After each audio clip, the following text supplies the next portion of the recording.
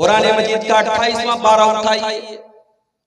अल्लाह तबारक व तआला फरमाता है, या अय्युहल्लज़ीना आमनू कू अनफुसकुम व अहलीकुम नारा। ऐ ईमान वालो, अपने आप को और अपने घर वालों को जहन्नम की आग से बचाओ। जहन्नम की आग पेट्रोल से नहीं जलेगी, डीजल से नहीं जलेगी, कोयले से नहीं जलेगी। वक़ूदुहन्नास वल हिजारा, जहन्नम की आग के ईंधन तो इंसान और पत्थर होंगे। वो इंसानों से जलेगी, वो पत्थरों से जलेगी। अलैहा मलाइकतुन गिलाज़ुन शिदादुन ला यासूनल्लाह मा अमरहुम। और जहन्नम के जो दारोगा होंगे, जहन्नम के जो मैनेजर होंगे, जहन्नम के जो केयर टेकर होंगे, वो फरिश्ते होंगे और वो बड़े सख्त होंगे, वो बड़े मजबूत होंगे। ला यासूनल्लाह मा अमरहुम, वो अल्लाह ताला के किसी हुक्म की नाफरमानी नहीं करेंगे। यही दलील है, यही दलील है कि फरिश्ते अल्लाह की नाफरमानी नहीं करते, फरिश्ते मासूम। अब कुछ फरिश्ते ऐसे होते हैं जिनको रहमत का फरिश्ता कहा जाता है। तो आज की तकरीर में इंशाअल्लाह हम ऐसी कुछ चीजें आपके सामने बयान करेंगे कि अगर वो काम हमने किया तो हमारे लिए रहमत के फरिश्ते उतरेंगे। ये कोई मामूली बात है भाई? हम ऐसा काम करें कि फरिश्ता उतर करके हमको दुआ दे। फरिश्ता कोई मामूली चीज नहीं है, ये अल्लाह की बड़ी बेहतरीन मखलूक है। 1400 साल पहले मक्का के काफिर ये कहा करते थे, फरिश्ते तो अल्लाह की बेटियां हैं। अल्लाह ने कुरान में फरमाया, वक़ालू इत्तख़ज़र रहमानु वलदा। ये कहते हैं कि अल्लाह ताला ने फरिश्तों को अपनी बेटी बनाया है। फरिश्ते अल्लाह ताला की बेटी हैं। सुब्हानहू, ऐ ज़ालिमों, इतना बड़ा बुहतान अल्लाह ताला के ऊपर न लगाओ। अल्लाह ताला इन बातों से पाक है।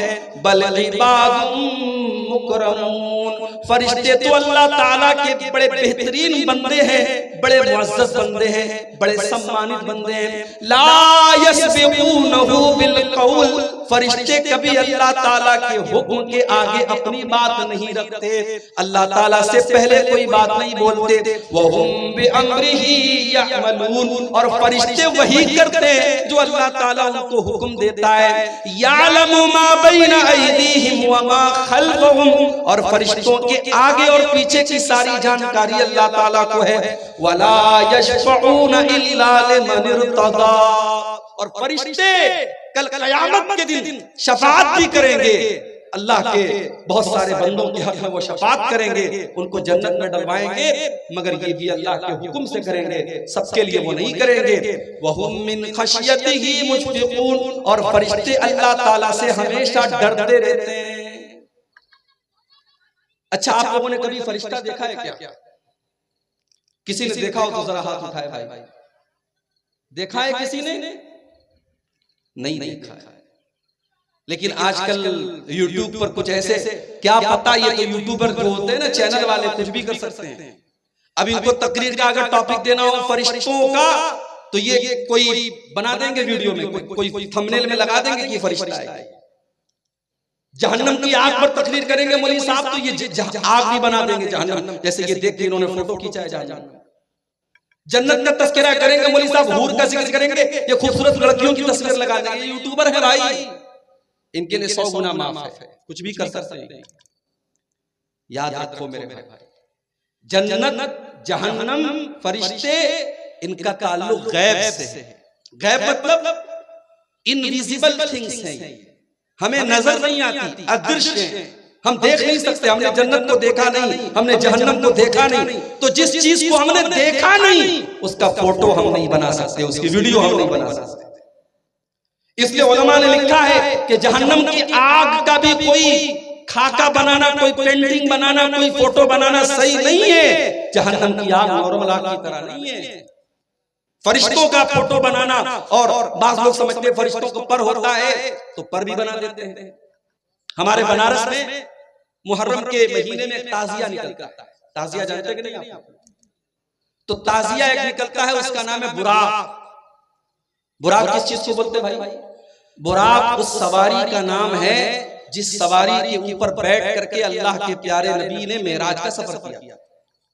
अब वो बुराक की जो सवारी थी, हदीस में सिर्फ इतना आया है कि बुराक की सवारी खच्चर से थोड़ी ऊंची थी, गधे से थोड़ी नीची थी। अब इन कमबख्तों ने क्या किया, एक ताजिया बनाया, उसका नाम बुराक रखा। और आप यूट्यूब पर, इंटरनेट पर, गूगल पे सर्च कर ले, बुराक का ताजिया बनारस का आपको मिल जाएगा। बाकायदा एक खूबसूरत लड़की की कसर लगा हुआ है और दोनों तरफ पर लगा हुआ है। इन्होंने बुराक का ताजिया दिया, ये मुसलमान कर रहा है। तो बुराक भी किसी ने देखी नहीं है, बुराक की भी इमेज इन्होंने बनाई। तो फरिश्तों को हमने देखा नहीं है, फरिश्ते हमें नजर नहीं आते, ये अलग बात है। अल्लाह ताला अपनी कुदरत से कभी किसी फरिश्ते को दिखा दे। बाद सहाबा ने हजरत जिब्रील को देखा था इंसानी शक्ल में, पॉसिबल है, मगर आमतौर से हम फरिश्तों को देखते नहीं। मक्का के काफिरों ने एक मर्तबा अल्लाह के नबी से ये भी डिमांड की थी, वक़ाल अल्लज़ीना ला यरजूना लिक़ा अल्लाह लौला उन्ज़िला अलैनल मलाइकतु औ नरा रब्बना। जो लोग अल्लाह ताला के ऊपर ईमान नहीं रखते थे, उन्होंने कहा कि अल्लाह के नबी मोहम्मद सल्लल्लाहु अलैहि वसल्लम, हम चाहते हैं कि फरिश्ते को अपनी आंखों से देख लें, हम चाहते हैं फरिश्तों को अपनी आंखों से देख लें, या अल्लाह ताला को अपनी आंखों से देख लें। अल्लाह ने फरमाया लक़द इस्तकबरू फी अनफुसिहिम व अतौ उतुवन कबीरा। ये मक्का के काफिर ये बहुत बड़े मुतकब्बिर हैं, घमंडी हैं, अहंकारी हैं, ये गुरूर कर रहे हैं, ये अल्लाह के नबी से कैसी कैसी डिमांड कर रहे हैं। और उसके बाद अल्लाह ने फरमाया यौम यरौनल मलाइकता ला बुशरा यौमइज़िल लिल मुजरिमीन। ऐ मक्का के काफिरों, तुम ये कहते हो फरिश्तों को देखना चाहते, हाँ तुम देखोगे जिस दिन तुम्हारे मरने का टाइम आएगा, अपनी मौत के टाइम तुम मौत के फरिश्तों को देखोगे, मगर उस दिन तुम्हारे लिए कोई अच्छी खबर न होगी। वयक़ूलून हिज्रम महजूरा।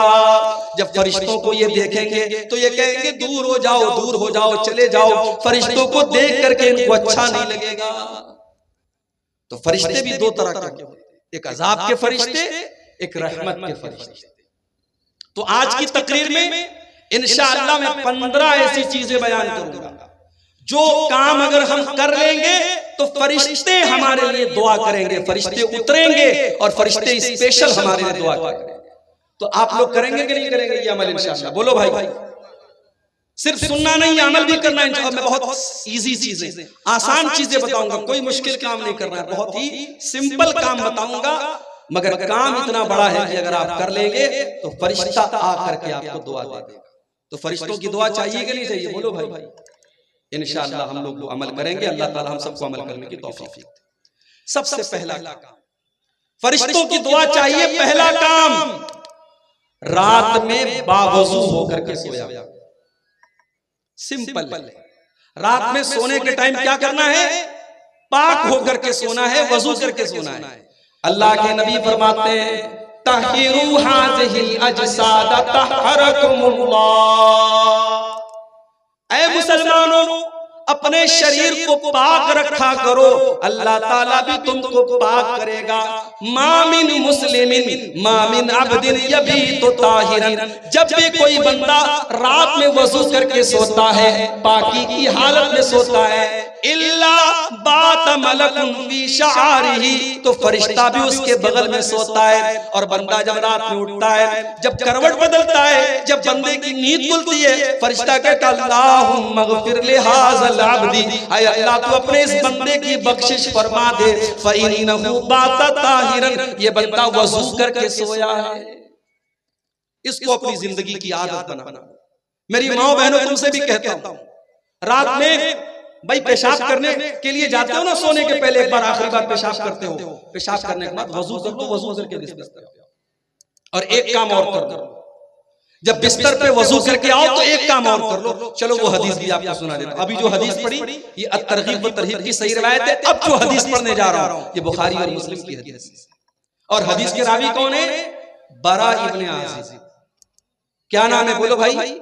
बरा इब्न आज़िब। आपके इलाके में लोगों के नाम बड़े अजीब मुझे नजर आते हैं। क्या नाम है भाई? अंजारुल, अफराजुल, रियाजुल ये नाम रखते थे भाई, सहाबा के नाम पर अपने बच्चों के नाम रखो।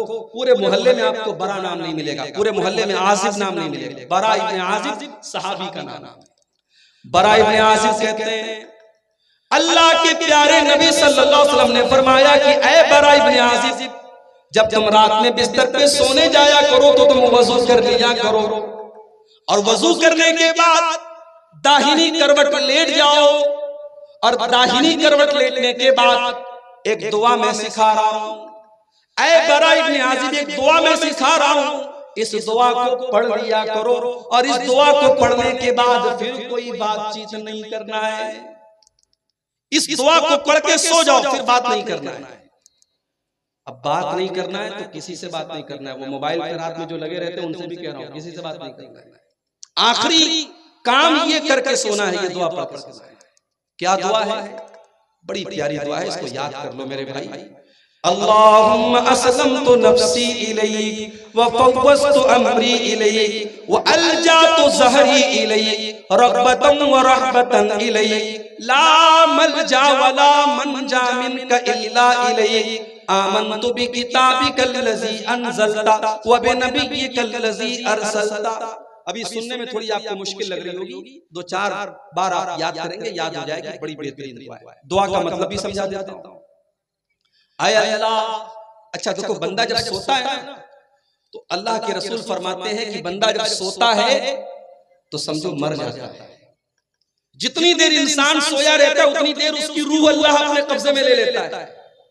इसीलिए जब हम सो करके उठते हैं तो दुआ पढ़ते हैं, अल्हम्दुलिल्लाहि लज़ी अहयाना बादमा अमातना व इलैहि नुशूर। ऐ अल्लाह तेरा शुक्र है, तूने हमको हमेशा के लिए नहीं सुलाया, हम सो करके दोबारा उठ गए, जिंदा हो गए, तो जैसे आज तूने हमें जिंदा किया है, ऐ अल्लाह कल क़यामत के दिन भी तू हमारी कब्रों से हमें उठाएगा, हमें जिंदा कर। मेरे प्यारे साथियों, आप बिस्तर पे सोने जा रहे हैं, इस बात की कोई गारंटी नहीं है कि इसके बाद आप उठ पाएंगे या नहीं उठ पाएंगे। हाय हाय, फलस्तीन के हालात आप देखो, आंखों से आंसू आ जाते हैं। हॉस्पिटल के ऊपर बमबारी की गई, बेचारे हॉस्पिटलों में जान बचाने गए थे। 500 से ज्यादा लोग उस हॉस्पिटल के अंदर एडमिट थे। बमबारी की गई और फलस्तीन के शहर गाजा में उस हॉस्पिटल के 500 मुसलमान मरीज मर गए, अल्लाह को प्यारे हो गए। और उनका वीडियो मेरे भाई आप देख ले तो आप तड़प उठेंगे। छोटे छोटे बच्चों की लाशें, उनकी कटी पड़ी लाशें देख करके आपका दिल तड़प उठेगा। हाय, आज मुसलमान कितना बेहिस हो चुका है। हम अपने घरों में आराम से अपनी बीवी बच्चों के साथ मजे ले रहे हैं, और वहां हमारे ही कलमा गो भाई, हमारे ही मुसलमान भाई, आज उनके बच्चे और उनकी औरतें, उनके बूढ़े, सब उनको जो है हॉस्पिटलों तक में उनको मार दिया जाता है। किसी दौर में फिरौन था, बहुत बड़ा जालिम था, बच्चों को कत्ल करवा देता था लेकिन बड़ों को छोड़ देता था। लेकिन इस वक्त का जो फिरौन है वो बच्चों को भी नहीं छोड़ रहा है, वो औरतों को भी नहीं छोड़ रहा है, और दुनिया वाले सिर्फ मजम्मत कर रहे हैं, कंडेम कर रहे हैं, निंदा कर रहे हैं, करारदादें पास कर रहे हैं। दुनिया में इतने मुस्लिम मुल्क है, किसी की इतनी हिम्मत नहीं है कि जाकर के इस खून खराबे को रोक दे और फलस्तीनियों के बहरे इस खून को रोक दे। मेरे भाइयों, हम तो बस अल्लाह से दुआ ही कर सकते कि अल्लाह हमारे उन भाइयों की मदद फरमाए। मेरे भाइयों, हम और आप बिस्तर पर सोने जाते हैं तो इस उम्मीद में जाते हैं कि सुबह सो करके उठेंगे, मगर फलस्तीन का हमारा मुसलमान भाई जब सोता है तो इस बात की कोई गारंटी नहीं होती कि रात में न जाने कौन सा हमला होगा और कौन सा रॉकेट आएगा और कौन सा मिसाइल आएगा और उनके पूरे घर को तबाह कर देगा और उनकी लाश बिछ जाएगी। मेरे भाइयों, उनके घरों के मलबे के आगे बैठकर एक 8 साल के बच्चे ने आयतल कुर्सी पढ़ी है। वो वीडियो भी देख करके हमें हैरत होती है कि उस कौम के बच्चे आज भी अल्हम्दुलिल्लाह उन्होंने अपने घर को खोया है, अपने माँ बाप को खोया है, अपनी जानें गंवाई है, मगर अपना ईमान नहीं खोया है। हमें अल्लाह की जात से पूरा यकीन है उन मासूम बच्चों की जानें बेकार नहीं जाएंगी, उन शहीदों का खून बेकार नहीं जाएगा, और एक दिन अर्ज़ फ़लस्तीन उन जालिमों के पंजे से निजात पाएगी और मस्जिद अक्सा उन जालिमों के पंजे से आजाद होगा इंशाअल्लाह। मेरे भाइयों, हम बिस्तर पर सोने जा रहे हैं, ये दुआ पढ़ रहे हैं कि ऐ अल्लाह, मैं अपने आप को तेरे हवाले कर रहा हूं। ऐ अल्लाह, मैं अपने आप को तेरे हवाले कर रहा हूं। वफ़व्वज़्तु अमरी इलैक। ऐ अल्लाह, मैं अपना सब कुछ तेरे सुपुर्द करके सोने जा रहा हूँ। वो अलजा तो ज़हरी इलैहि, ऐ अल्लाह मैं तेरी तरफ पीठ लगा करके सोने जा रहा हूँ। रग़बतन व रहबतन इलैहि, ऐ अल्लाह मैं तुझी से उम्मीद रखता हूँ, तुझी से डरता हूँ। ला मलजा वला मंजा मिनका इल्ला इलैहि, ऐ अल्लाह जिसको तू पनाह न दे उसको कोई पनाह देने वाला नहीं, जिसको तू नजात न दे उसको कोई नजात देने वाला नहीं। आमनतु बिकिताबिकल लज़ी अंज़लता, ऐ अल्लाह मैं तेरी किताब के ऊपर ईमान रखता हूँ जो किताब तूने उतारी है। व बिनबिय्यिकल लज़ी अरसलता, और मैं तेरे नबी के ऊपर ईमान रखता हूँ जिस नबी को तूने दुनिया में भेजा है। ये दुआ सिखाई आपने और कहा कि ऐ बरा, रात में बिस्तर पे सोने जाओ, वजू करके आओ, दाहिनी करवट लेट जाओ, ये दुआ पढ़ो और इसको अपनी आखिरी बात बना लो। इसके बाद बातचीत मत करो। फ़इन मुत्ता मुत्ता अलल फित्रा, अगर उसी हालत में तुम्हारी मौत आ गई तो तुम जन्नत में चले जाओगे, क्योंकि तुम्हारा खात्मा तौहीद के ऊपर होगा, तुम्हारा खात्मा ईमान पर होगा, तुम्हारा खात्मा फितरत पर होगा।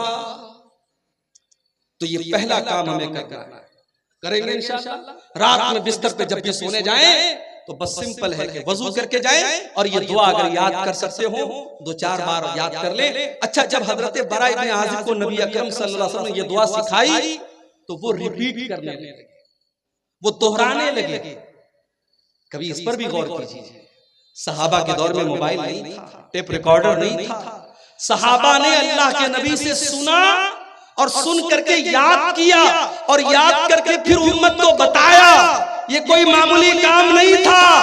ज्यादातर सहाबा पढ़े लिखे नहीं थे, लिखना नहीं जानते थे। उन्होंने अल्लाह के नबी से जो कुछ सुना उसको याद किया और याद करके हमें और आपको सिखाया है। मेरे प्यारे साथियों, आज तो हमारे पास मोबाइल है, रिकॉर्डर है, सब कुछ कैमरा है, हम रिकॉर्ड कर सकते हैं। मगर आप देखिए, सहाबा अल्लाह के प्यारे नबी की बातों को सुनते थे और फौरन याद करते थे। हजरत बरा इब्न आज़िब कहते हैं, जब अल्लाह के प्यारे नबी ने ये दुआ सिखाई तो मैं इस दुआ को दोहराने लगा, मैं रिपीट करने लगा। और जब मैं दोहराने लगा तो पूरी दुआ मैंने सही पढ़ी। एक जगह छोटी सी मिस्टेक कर दी। क्या मिस्टेक की मैंने? अल्लाह के रसूल सल्लल्लाहु अलैहि वसल्लम ने जो दुआ सिखाई थी उसमें अल्फाज क्या थे? वबे नबिय्यिकल लज़ी अरसलता, नबी की जगह रसूल का लफ्ज मेरे मुंह से निकल गया और मैंने कहा वबे रसूलिकल लज़ी अरसलता। इतना सुनना था। अल्लाह के प्यारे नबी ने कहा, ऐ बरा, खबरदार, जो अल्फाज मैंने सिखाए हैं वही अल्फाज तुम्हें पढ़ना है। पता ये चला कि हमें दुआ में भी अपनी मर्जी से इजाफा नहीं करना है, हमें दुआ भी वही पढ़ना है जो प्यारे नबी ने सिखाई है। अजान के बाद की दुआ जो हम पढ़ते हैं, अल्लाहुम्मा रब्ब हाज़िहि दावति ताम्मा वस्सलातिल काइमा आति मुहम्मदल वसीलत वल फजीला वबअसहु मक़ामम महमूदन लज़ी वअदता। इस दुआ में भी कुछ लोग मिलावट करते हैं और इसमें एक लफ्ज बढ़ा देते हैं व दरजतर रफिया, और दुआ के लास्ट में क्या बढ़ा देते हैं? इन्नका ला तुखलिफुल मियाद। इस दुआ के अंदर ये इजाफा सही नहीं है। मेरे भाइयों, दीन नबी की बातों का नाम है, दीन नबी की पैरवी का नाम है। हम जब दुआ में अपने मन से इजाफा नहीं कर सकते तो शरीयत में अपने मन से इजाफा कैसे कर सकते हैं? दीन की तबलीग करना बहुत अच्छा काम है, मगर 3 दिन के लिए, 7 दिन के लिए, 40 दिन के लिए लोग अपना घर छोड़ दें, और जो घर छोड़े वो आलिम भी नहीं है, उसके पास खुद इल्म नहीं है, उसको खुद इल्म की जरूरत है, वो जाके लोगों को तबलीग कर रहा है। तबलीग का ये तरीका सही नहीं है। और आपके सीमांचल में अगर कुछ लोग इस तरीके से आपकी मस्जिदों में आके तबलीग कर रहे हैं तो कम से कम आप अपनी जमात के जिम्मेदारों को बताइए और ऐसी एक्टिविटी को आप अपने इलाकों में होने मत दीजिए। मेरे भाइयों, हम तबलीग के खिलाफ नहीं हैं, मगर तबलीग सबसे पहले अकीदे की होनी चाहिए, तबलीग सबसे पहले तौहीद की होनी चाहिए, और तबलीग और दावत का काम उलमा करें, जाहिलों के हाथ में इसकी कमांड नहीं होनी चाहिए। तो ये पहली चीज है कि अगर इस पर हम अमल करेंगे तो फरिश्ते उतरेंगे। अल्लाह के नबी ने फरमाया, रात में बिस्तर पे अगर सोने के पहले वजू करके सोया जाए तो इंशाअल्लाह इससे फरिश्ते उतरेंगे और आपके लिए दुआ करेंगे। 15 चीजों में से पहली चीज। दूसरी चीज, जहां पर लोग बैठ करके अल्लाह ताला का जिक्र कर रहे हैं, मिसाल के तौर पर यह जलसा हो रहा है, यह तकरीर हो रही है, और इशा की नमाज के बाद से लेकर के अभी तक यहाँ पे अल्लाह ताला की बातें हो रही हैं, अल्लाह का जिक्र हो रहा है। ऐसी मजलिसों में, ऐसे जलसों में, ऐसे पंडालों में अल्लाह के फरिश्ते तलाश करते रहते हैं। अल्लाह के प्यारे नबी फरमाते हैं, सही मुस्लिम की रिवायत है, इन्ना लिल्लाहि मलाइकतन सय्याहीना यल्तमिसूना अहल ज़िक्री। अल्लाह ताला के कुछ फरिश्ते ऐसे हैं जो तलाश करते रहते हैं कहां पर लोग अल्लाह ताला का जिक्र कर रहे हैं, कहां पर अल्लाह ताला की बातें हो रही हैं। जब उनको ऐसी कोई मजलिस नजर आती है, ऐसी कोई जगह नजर आती है, फरिश्ते आपस में कहते हैं हलुम्मू इला हाजतिकुम, देखो यहाँ पर हमारे मतलब का काम हो रहा है, यहाँ पे कुरान बयान हो रहा है, यहाँ पे हदीस बयान हो रही है, यहाँ पे अल्लाह और उसके रसूल की बातें हो रही हैं। फिर फरिश्ते उस मजलिस को अपने परों से घेर लेते हैं, उस मजलिस में फरिश्ते उस मजलिस को घेर लेते हैं। उसके बाद जब ये फरिश्ते अल्लाह ताला के पास जाते हैं, अल्लाह ताला पूछता है, ऐ मेरे फरिश्तों, तुमने मेरे बंदों को किस हाल में पाया, मेरे बंदे क्या कर रहे थे? फरिश्ते जवाब देते हैं, अल्लाह युमज्जिदूनका व यहमदूनका व युकब्बिरूनका। ऐ अल्लाह, तेरे बंदे तेरी बड़ाई बयान कर रहे थे, तेरी बुजुर्गी बयान कर रहे थे, तेरी तकबीर बयान कर रहे थे। ऐ अल्लाह, तेरे बंदे तेरा नाम ले रहे थे। फिर अल्लाह पूछता है, फरिश्तों, क्या मेरे बंदों ने मुझे देखा? फरिश्ते कहते नहीं है अल्लाह, तुझे देखा था। कहा है फरिश्तों, अगर मेरे बंदों ने मुझे देखा होता तब क्या करते? कहा है अल्लाह, तेरा और नाम लेते, तेरा और जिक्र करते, तेरी और बड़ाई बयान करते। फिर अल्लाह पूछता है, अच्छा मेरे बंदे कुछ मांग रहे थे? कहा है अल्लाह, जन्नत मांग रहे थे। अल्लाह पूछता है, मेरे फरिश्तों, क्या मेरे बंदों ने जन्नत देखी है? फरिश्ते कहते नहीं है अल्लाह, जन्नत देखी तो नहीं। कहा अगर जन्नत देख लेते तो क्या करते? कहा अगर जन्नत देख लेते तो ऐ अल्लाह और ज्यादा जन्नत का सवाल करते, और ज्यादा जन्नत की में जाने की कोशिश करते। फिर अल्लाह पूछता है कि ऐ फरिश्तों, क्या मेरे बंदे किसी चीज से मेरी पनाह भी मांग रहे थे? फरिश्ते कहते हाँ अल्लाह, वो तेरी पनाह मांग रहे थे। का किस चीज से पनाह मांग रहे थे? का जहन्नम से पनाह मांग रहे थे। अल्लाह पूछता है, क्या मेरे बंदों ने जहन्नम देखी है? फरिश्ते कहते नहीं है अल्लाह, जहन्नम देखी तो नहीं। कहा अगर जहन्नम देख लेंगे तो क्या होगा? कहा अल्लाह, जहन्नम से और ज्यादा भागेंगे, और ज्यादा दूर हो जाएंगे, और ज्यादा बचने की कोशिश करेंगे। अल्लाह फरमाता है, मेरे फरिश्तों गवारो, जब मेरे बंदे मेरा नाम ले रहे हैं, मेरा जिक्र कर रहे हैं, मुझसे जन्नत का सवाल कर रहे हैं, जहन्नम से पनाह मांग रहे हैं, ऐ फरिश्तों, मैं तुमको गवाह बना के कहता हूँ, मैंने अपने उन बंदों को माफ कर दिया, मैंने उनको बख्श दिया, उनको जन्नत का हकदार बना दिया। फरिश्ते कहते हैं अल्लाह, उनमें एक आदमी ऐसा भी था जो तेरा जिक्र करने के लिए नहीं बैठा था, जो कुरान और हदीस की बातों को सुनने के लिए नहीं बैठा था, वो तो गुजर रहा था, वो तो वहां से जा रहा था, देखा यहाँ कुरान और हदीस की बातें हो रही हैं, अल्लाह का जिक्र हो रहा है, वो भी बैठ गया। अल्लाह ताला क्या उसकी भी बख्शिश हो जाएगी? क्या उसको भी तू माफ कर देगा? अल्लाह ताला फरमाता है, हुमुल जुलसा ला यशका बिहिम जलीसुम। ऐ मेरे फरिश्तों, ये वो मजलिस है जहां पर जो बैठ गया वो बैठ गया, यहाँ पे कोई बदनसीब नहीं है, यहाँ पे मैं सबकी मग़फ़िरत कर दूंगा, जो पहले से बैठा था उसको भी माफ कर दूंगा, जो किसी और काम से आया था और बैठ करके सुनने लगा मैं उसको भी बख्श दूंगा। अल्लाह। तो ये दूसरा काम। आजकल बड़ी तकरीरें हो रही हैं आपके इलाके। अभी कल जो है सोनबरसा में मेरी प्रोग्राम है, वहां भी मेरा खिताब है। फिर 22 तारीख को चरखी में प्रोग्राम है, वहां पर भी मुझे खिताब करना है। 23 तारीख को हत्ती दियारा क्या नाम है, वहां पर भी प्रोग्राम है, हतिया दियारा वहां पर भी है। तो करीब करीब 8-10 किलोमीटर की रेंज में बहुत सारे प्रोग्राम हो रहे हैं। अब हमारे बहुत सारे भाई कहते रहे यार, हाँ कल 28 को हाजीपुर में है, और इसी तरीके से कई एक प्रोग्राम है आपके इलाके में। बहुत सारे लोग कहते हैं अरे मौलवी साहब कितनी तकरीर सुनेगा भाई, क्या पता जिन्नात गुजर रहे थे, अल्लाह के नबी कुरान पढ़ रहे थे, जिन्नात ने सुना और ईमान ले आए। कभी कभी कोई एक तकरीर, कोई एक बात हमारे दिल की दुनिया बदल सकती है मेरे भाई। इसलिए तकरीरों में जाओ। और ये चंदे के प्रोग्राम होते हैं, अल्लाह ने आपको माल दिया है, कब्रिस्तान का आज के जलसे में कब्रिस्तान के लिए चंदा हो रहा है, कहीं और मदरसे के लिए होता, आप जाएंगे, जो भी अल्लाह ताला ने हैसियत दी, 1000, 5000, 10,000, 1 लाख, जो भी आप दे सकते देंगे, वो अलग आपको सवाब मिलेगा। इसलिए मेरे भाइयों, दीनी मजलिसों में जाने से भी अल्लाह ताला के फरिश्तों की रहमत हमें मिलती। तो ये 2 चीजें हो गई। नंबर 3, कुरान करीम की तिलावत करने से भी फरिश्ते उतरते हैं। दलील क्या है? दलील बुखारी और मुस्लिम की हदीस है। अल्लाह के प्यारे नबी सल्लल्लाहु अलैहि वसल्लम के एक सहाबी हैं, नाम उनका क्या था? उसैद इब्न हुज़ैर। उसैद बड़ा प्यारा नाम। उसैद से समझते हो शेर का बच्चा, शेर का बच्चा पैदा हो, ये नाम रखो, प्यारा नाम है उसैद। उसैद इब्न हुज़ैर कुरान पढ़ रहे थे, सूरह बकरा, और उनका मासूम बच्चा यहया वहीं पर बैठा हुआ था, और एक घोड़ा खूंटे से बंधा हुआ था। हजरत उसैद इब्न हुज़ैर रज़ियल्लाहु ताला अन्हु सूरह बकरा की तिलावत करने लगे। घोड़ा बिदकने लगा, घोड़ा भागने लगा, ये चुप हो जाते, घोड़ा चुप हो जाता, घोड़ा रुक जाता, ये कुरान पढ़ने लगते, घोड़ा फिर से बेचैन होने लगता। हजरत उसैद कहते मैं डर गया, कहीं घोड़ा मेरे बच्चे को कुचल न दे, मेरा बच्चा वहीं पर था। मैंने जल्दी से बच्चे को उठाया और फिर मैंने घोड़े के ऊपर आसमान में देखा। मैंने देखा कि एक बहुत बड़ी बदली नजर आ रही है, एक बहुत बड़ी आसमान में बदली नजर आ रही है जिसमें रोशनियां चमक रही हैं। मुझे बात समझ में नहीं आई। जब सुबह हुई, मैंने अल्लाह के प्यारे नबी जनाब मोहम्मद रसूलुल्लाह सल्लल्लाहु अलैहि वसल्लम को ये वाकया सुनाया।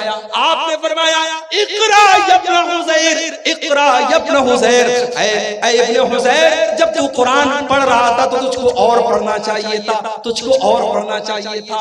मैंने कहा अल्लाह के नबी, मैं डर गया, मेरा मासूम बच्चा वहीं पर बैठा था, मैं डर गया कि घोड़ा बेचैन हो रहा है, घोड़ा बिदक रहा है, कहीं घोड़ा मेरे बच्चे को रौंद न दे। और मैंने आसमान में देखा तो बदली थी, आसमान में एक साइबान था और उसमें रोशनियां चमक रही थी। अल्लाह के प्यारे रसूल सल्लल्लाहु अलैहि वसल्लम फरमाया कि ऐ उसैद इब्न हुज़ैर, वो आसमान की बदलियां क्या थी, क्या तुम जानते हो?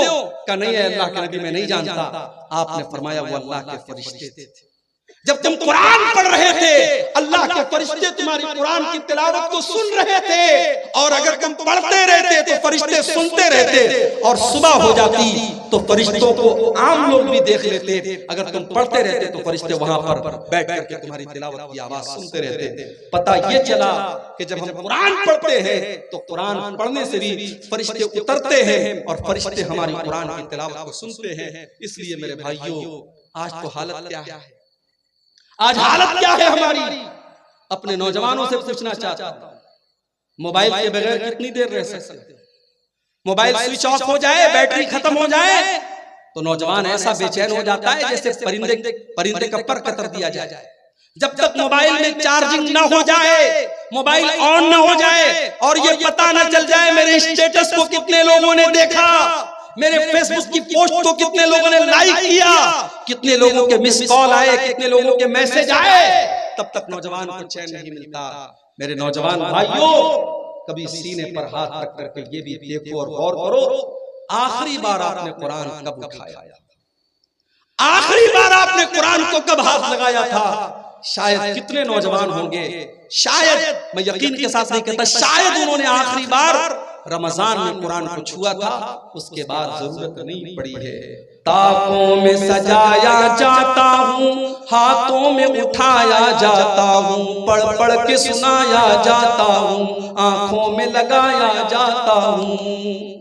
कुरान शिकायत कर रहा है, ओ लोगों, तुम मुझे आंखों से लगा करके चूमते हो, रेशम के कपड़े में लपेट के रख देते हो, लेकिन मेरी तिलावत नहीं करते, मेरे ऊपर गौर नहीं करते, मुझे समझने की कोशिश नहीं करते। मेरे प्यारे साथियों, आपका कोई दोस्त आपको मैसेज करे और आप मोबाइल में उसके मैसेज को इग्नोर कर दें, उसके मैसेज को नजरअंदाज कर दें, आपका दोस्त आपसे नाराज हो जाएगा, तूने मेरे मैसेज को देख करके क्यों इग्नोर कर दिया? ये कुरान भी तो अल्लाह ताला का मैसेज है, ये कुरान भी तो अल्लाह ताला का पैगाम है। हमारे घर में कुरान रखा हुआ है। मेरी माओ बहनों, मेरे भाइयों, हम 5 मिनट भी 24 घंटे में कुरान के लिए नहीं निकालते। कितने बड़े जालिम हैं। दूसरों को जालिम बाद में कहो, पहले ये सोचो हम कितने बड़े जालिम हैं। कुरान के साथ हमने कितनी नाइंसाफी की है। कुरान पढ़ा करो मेरे भाई, कुरान पढ़ने से नेकी भी मिलेगी, बरकत भी मिलेगी। अभी परसों जुमा का दिन है, जुमा के दिन थोड़ा सा टाइम निकालो, 15 मिनट 20 मिनट में सूरह कहफ पढ़ लो। अल्लाह के प्यारे हबीब फरमाते हैं जो जुमा के दिन सूरह कहफ पढ़ता है, अगले जुमा तक अल्लाह ताला उसको एक नूर अता करता है, एक रोशनी अता करता है। भाई 15 मिनट कुरान पढ़ो, एक हफ्ते के लिए आपको बरकत मिलेगी, अल्लाह की तरफ से नूर मिलेगा। और क्या चाहिए। तो कुरान की तिलावत ये बहुत बड़ा काम है। कुरान अगर आप पढ़ेंगे, अल्लाह के फरिश्ते उतर करके आपके लिए दुआ करेंगे और आपकी तिलावत को सुनेंगे। तो ये हो गई तीसरी चीज।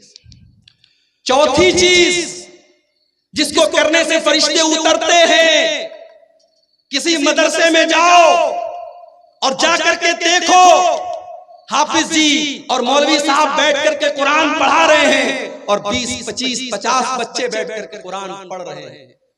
जिस मजलिस में कुरान पढ़ा जाता है, पढ़ाया जाता है, वहां पर भी अल्लाह ताला के फरिश्ते उतरते हैं।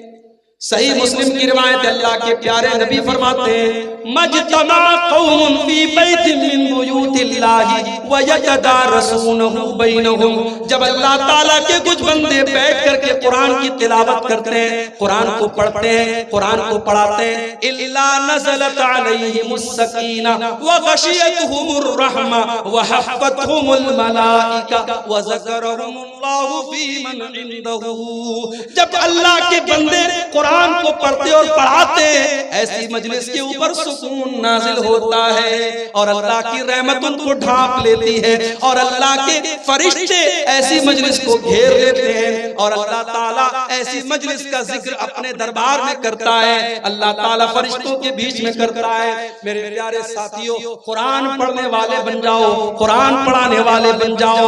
आज साइंस पढ़ाने वाले टीचर और साइंस पढ़ाने वाले, ट्यूशन पढ़ाने वाले की सैलरी 2000 है और इंग्लिश पढ़ाने वाले को 5000 दिया जा रहा है और कुरान पढ़ने वाले मौलवी को 500 रुपया देने के लिए लोग तैयार नहीं है। वो लोगों, हमने कुरान की वैल्यू को बहुत घटा दिया, हमने कुरान की कीमत को बहुत हल्का कर दिया। अरे कुरान के पढ़ने वाले का मकाम तो ये है। अल्लाह के प्यारे नबी फरमाते हैं खैरुकुम मन तअल्लमल कुरान व अल्लमहु।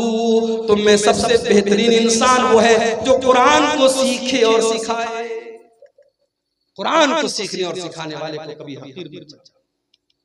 मदरसे के ये बच्चे बड़ी कुर्बानी के बाद हाफिज और आलिम बनते हैं भाई। इज्जतदार और खुददार सिर्फ आप नहीं है, वो बच्चे भी हैं। बाप का लाडला है वो, मदरसे में आया है। बहुत सारे मदरसे वहां मतबख का इंतजाम नहीं है, गांव में चाकीर बंदी हुई है। बच्चा टिफिन लेता है घर घर, फकीरों की तरह घर घर टिफिन में ले जाकर खाना लेता है।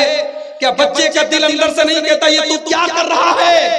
मगर बाप ने भेजा है कि तुझे आना है तो कुरान का हाफिज बन के आना है, आलिम बन के आना है। अपनी गैरत और खुददारी को कुर्बान करके वो बच्चा मेरे भाइयों घरों से जाके निकला। और कितने मदरसों में जहां मतबख का इंतजाम है, वहां भी खाना कैसा बनता है। कभी जाओ, आप लोग तो शेरशाबादी लोग माशाल्लाह बड़ा तेल मसाला खाने वाले लोग हैं। जब हम यहाँ पे खाना आता है तो लोग कहते हैं मुझे आप झोल लेंगे, झोल ले लीजिए, झोल पर झोल डालते रहते हैं। वो मदरसों में आपको झोल नहीं मिलेगा, पानी की जैसी दाल मिलेगी, बगैर छिला हुआ आलू मिलेगा। और हमारे दौर में, अब हालात हम नहीं बता सकते मौजूदा वक्त में, हमारे दौर में जब हम पढ़ते थे मदरसे में, इम्तिहान के मौके पर, मैं तो हॉस्टल में नहीं रहता था, आता जाता था, लेकिन इम्तिहान के मौके पर जब मैं हॉस्टल में रहता था तो देखता था कि नाश्ते में जो चना मिलता था तो वो चना इम्तिहान के मौके पर वो है मसालेदार मिलता था और बाकी साल में वो बिल्कुल सादा और सिंपल मिलता था। तो हमारे बंगाल के और झारखंड के बच्चे क्या करते थे, वो अलग से उसमें जो है बहुत सारी चीजें मिक्स करके चावल डाल के उसको जो है पकाते थे, बनाते थे। तो बड़ी कुर्बानियां देते हैं मेरे भाई, तब जाके आलिम बनते थे। इसलिए कुरान के इन हाफिजों की कदर करो, इन आलिमों की कदर करो, इनको हकीर मत समझो मेरे भाई। आपकी नजर में ये हकीर होंगे। कितने मदरसे हैं बेचारे, निजामिया मदरसे वाले मुझे लोग बताते हैं मौलवी साहब 5000 तनख्वाह है। महंगाई के इस दौर में एक लेबर, एक मजदूरी करने वाले की भी डेली की उसकी मजदूरी कम से कम 400-500 रुपया है मेरे भाई। 5000 रुपया महीने पर ये मौलवी काम करता है। और कितने मदरसों में ये मुदर्रिस अपनी तनख्वाह जब तक खुद चंदा करके न लाए तब तक बेचारे को तनख्वाह नहीं मिल सकती। मदरसे का मैनेजमेंट में जाओ, अपनी तनख्वाह खुद लेकर के आओ, वो बेचारा दौड़ दौड़ करके चंदा करके लाता है, तब ये मदरसे चलते हैं। बड़ी कुर्बानियों से ये मदरसे चल रहे हैं मेरे भाई। कुरान पढ़ाया जा रहा है, कुरान पढ़ा जा रहा है वहाँ। इन मदरसों को हकीर मत जानो मेरे भाई। अल्लाह के प्यारे नबी फरमाते हैं, खैरुकुम मन तअल्लमल कुरान व अल्लमहु, तुम में सबसे बेहतरीन इंसान वो है जो कुरान को सीखता और सिखाता है। कितनी चीजें होंगी? 4 चीजें होंगी। नंबर 5, पांचवा ऐसा अमल जिसके करने पर फरिश्ते उतरते हैं। बहुत सिंपल काम बता रहा हूं। रात में बिस्तर पे सोने जाओ तो आयतल कुर्सी पढ़ लिया करो। आयतल कुर्सी अगर आप बिस्तर पे सोने के टाइम पढ़ेंगे तो क्या होगा? आइए वो हदीस भी आपको सुना देता हूं। अबू हुरैरा रज़ी अल्लाह ताला अन्हु फरमाते हैं, अल्लाह के प्यारे हबीब ने मुझे सदक़े फित्र के गल्ले की रखवाली का जिम्मेदार बनाया। इसका मतलब यह हुआ कि सहाबा के दौर में सदक़े फित्र गल्ला में दिया जाता था। इसलिए पैसे में, जो उलमा कहते हैं पैसे में दिया जाए, पैसे में दिए जाने की गुंजाइश हो सकती है, मगर अफजल और बेहतर यह कि गल्ले में दिया जाए। तो गल्ला 2-3 दिन पहले ही आ जाता था और हजरत अबू हुरैरा उस गल्ले की रखवाली करते थे। वो कहते हैं कि एक दिन मैंने रात में देखा कि एक चोर आया और अनाज की बोरी में से, गल्ले की बोरी में से अनाज निकालने लगा। मैंने हाथ पकड़ा, मैंने कहा क्या कर रहा है? उसने कहा भाई मैं मजबूर आदमी हूं, मेरे बच्चे भूखे मर रहे थे, मैं बड़ी मजबूरी में ये अनाज निकाल रहा हूं।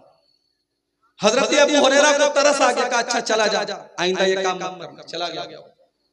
दूसरा दिन फिर आया, हजरत अबू हुरैरा कहते फिर वही चोर चोरी करने के लिए आया और गल्ले में से अनाज निकालने लगा बोरी में से। मैंने फिर हाथ पकड़ा और मैंने कहा कि आज मैं तुझे नहीं छोड़ूंगा, मैं तुझे अल्लाह के रसूल के पास लेके जाऊंगा। उसने कहा छोड़ दीजिए, बहुत मजबूरी थी, मैंने बहुत मजबूरी में ये कदम उठाया है, मैं ऐसा नहीं करना चाहता था, मेरे बच्चे भूखे मर रहे इसलिए मैं आया। हजरत अबू हुरैरा को तरस आ गया, अच्छा ठीक है जाओ। तीसरे दिन फिर वही चोर आया और फिर हजरत अबू हुरैरा ने उसका हाथ पकड़ा और कहा बेटा आज तो तुझको नहीं छोड़ूंगा, आज मैं जरूर अल्लाह के रसूल के पास तुझको लेके जाऊंगा। उस चोर ने कहा अबू हुरैरा अगर आप मुझे छोड़ दें तो मैं आपको बहुत कीमती बात बताने वाला हूं। कहा बताओ क्या बात है? कहा अबू हुरैरा जब आप रात में बिस्तर पे सोने जाएं तो आयतल कुर्सी पढ़ लिया करें। जब आप आयतल कुर्सी पढ़ के सोएंगे ला यक़रबुका शैतान, तो कोई शैतान आपके करीब नहीं आएगा। वलन यज़ाला अलैका मिनल्लाहि हाफ़िज़ुन, और रात भर अल्लाह ताला की तरफ से एक फरिश्ता आकर के आपकी हिफाजत करता रहेगा। फरिश्ता आकर के आपकी हिफाजत करेगा। हजरत अबू हुरैरा ने कहा अच्छा चलो ठीक है, तुमने इतनी पॉइंट की बात बताई, चलो छोड़ दे। छोड़ दिया उसको। सुबह हुई, अल्लाह के प्यारे नबी के पास आकर के पूरी बात बताई। आपने फरमाया अबू हुरैरा क्या तुम्हें पता है वो चोर कौन था? कहा कि अल्लाह के नबी मैं नहीं जानता। आपने फरमाया कि अबू हुरैरा वो शैतान था। पता ये भी चला कि शैतान चोरी भी करता है और ये भी पता चला कि अनाज वगैरह मुमकिन है शैतान खाता भी हो, इसलिए कि अनाज अगर शैतान चोरी कर रहा था किसके लिए कर रहा था? तो ये भी पता चला कि शैतान चोरी भी करता है और अनाज वगैरह भी वो चुरा सकता है। और अल्लाह के नबी ने कहा कि सदक़का व हुवा कज़ूब, अबू हुरैरा वो है तो शैतान है बहुत बड़ा झूठा, मगर जो बात तुमको बताई है बिल्कुल सही बताई है। आयतल कुर्सी अगर तुम पढ़ दोगे तो अबू हुरैरा शैतान तुम्हारे करीब नहीं आएगा। पता ये चला कि शैतान को मालूम है कि कौन सी चीज पढ़ने से मेरे वायरस का एंटीवायरस हो जाता है, शैतान को खुद पता है। जैसे अजान देने से शैतान भाग जाता है, उसी तरीके से यहाँ अल्लाह के रसूल ने फरमाया कि आयतल कुर्सी अगर आप रात में बिस्तर पे सोने के टाइम अगर पढ़ देंगे तो शैतान दूर हो जाएगा और अल्लाह की तरफ से फरिश्ता उतरेगा। और फरिश्ता क्या करेगा? वो रात भर आपकी हिफाजत करेगा। तो ये भी एक बहुत बड़ा अहम काम है मेरे भाइयों। अगर इस काम को हम करेंगे तो अल्लाह ताला का फरिश्ता उतरेगा। और आगे बढ़िए, नंबर 6, छठी चीज, अगर कोई इंसान ईमान वाला है और अपने ईमान के ऊपर वो डटा रहता है, अपने ईमान से कभी कॉम्प्रोमाइज नहीं करता है, चाहे उसको धमकी दी जाए, चाहे उसको लालच दिया जाए, वो ईमान के ऊपर डटा रहता है, तो ऐसे इंसान के ऊपर भी अल्लाह ताला के फरिश्ते उतरते हैं। इन्नल्लज़ीना क़ालू रब्बुनल्लाहु सुम्मा इस्तक़ामू ततनज़्ज़लु अलैहिमुल मलाइकतु अल्ला तख़ाफू वला तहज़नू। जो लोग ये कहते हैं हमारा परवरदिगार अल्लाह है, हमारा रब अल्लाह है, और फिर उसी के ऊपर डट जाते हैं, उसी के ऊपर जम जाते हैं, उनके पास फरिश्ते उतरते हैं, उनके पास फरिश्ते आते हैं और फरिश्ते आकर के कहते हैं अल्लाह तखाफू, तुम्हें डरने की कोई जरूरत नहीं है, वला तहज़नू, और तुम्हें गमगीन होने की कोई जरूरत नहीं है, व अबशिरू बिल जन्नतिल लती कुंतुम तुअदून, जिस जन्नत का तुमसे वादा किया गया है वो जन्नत तुमको मिल करके रहेगी। इस्तिकामत, ईमान के ऊपर कायम रहना। आज तो कितनी मुसलमान लड़कियां हैं, प्यार और मोहब्बत का डोरा किसी ने डाला, उसी के साथ भाग गई, फरार हो गई। इससे कोई मतलब नहीं वो मुसलमान है, वो गैर मुस्लिम है, वो क्या है। इश्क और मोहब्बत का चश्मा लग गया आंखों पे, माँ बाप की न इज्जत नजर आई, न खानदान की इज्जत नजर आई, न अल्लाह का दीन नजर आया, मोहब्बत के नाम पे सब कुछ बेच दिया। मेरी प्यारी माँ और बहनों, आज इस पर भी हमें गौर करने की जरूरत है। मुझे अफसोस के साथ कहना पड़ता है, सीमांचल की अक्सर मस्जिदों में जुमा की नमाज में औरतों का इंतजाम नहीं। अक्सर मस्जिदों में जुमा की नमाज में औरतों का इंतजाम नहीं है। और मुझे यह भी पता चला कि ईदैन की नमाजों में भी औरतों का इंतजाम नहीं होता है। और हम बड़े फख्र से कहते हैं साहब, शेरशाबादी जमात, शेरशाबादी बरादरी 100% अहले हदीस बरादरी है। किस तरीके के अहले हदीस हैं? अगर हम अहले हदीस हैं तो अल्लाह के रसूल की उन हदीसों का क्या मतलब है जिसमें आपने ईदगाह में और ईद की नमाज में और ईदैन की नमाज में आपने औरतों को ले जाने को कहा? आपने यहां तक फरमाया अगर किसी औरत के पास चादर नहीं, अपनी पड़ोसी की चादर ले ले, अपनी बहन की चादर ले ले, लेकिन जाए। आपने यहां तक फरमाया अगर और ये औरत पीरियड में, औरत अगर हैज की हालत में, तब भी वो ईदगाह में जाएगी, नमाज नहीं पढ़ेगी, नमाज से दूर रहेगी, मगर जब इमाम साहब दुआ करेंगे तो दुआ में शामिल रहेगी। इतनी ताकीद है। आपने अपनी औरतों को ईद और बकरीद की नमाज से महरूम कर दिया। जुमा की नमाज में औरतों का इंतजाम क्यों नहीं है? अगर आप एक फ्लोर मस्जिद बनाते, क्या वो 2 फ्लोर नहीं बन सकते? अगर आपकी मस्जिद में 500 लोगों का इंतजाम है, क्या उसमें एक रूम औरतों के लिए नहीं बन सकता? आप चाहेंगे तो सब कुछ हो सकता है। और जिस दिन आपने मस्जिदों में औरतों का इंतजाम कर दिया और औरतें पाबंदी से जुमा की नमाज में आने लगी, मैं गारंटी देता हूं, लिख के देता हूं, आपके इलाकों की तस्वीर बदल जाएगी।